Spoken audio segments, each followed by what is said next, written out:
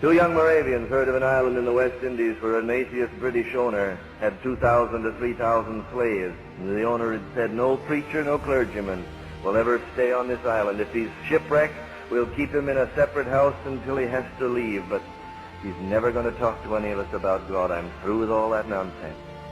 3,000 slaves from the jungles of Africa brought to an island in the Atlantic, and there to live and die without hearing of Christ. Two young Moravians heard about it.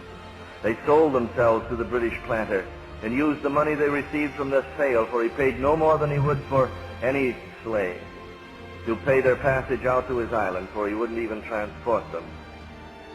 And as the ship left the river at Hamburg, left its pier in the river at Hamburg, and was going out into the North Sea, carried with the tide, the Moravians had come from Herrnhut to see these two lads off in their early 20s, never to return again, for this wasn't a 4-year term. They'd sold themselves into lifetime slavery, simply that as slaves they could be as Christians, where these others were.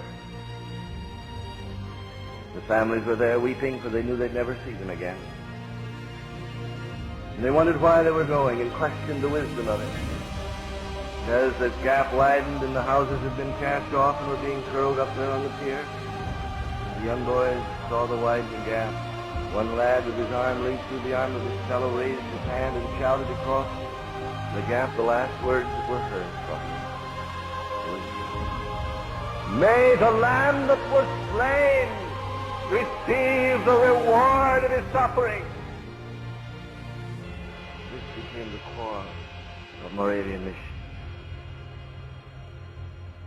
And this is the only reason for being, that the Lamb that was slain may receive the reward of his suffering.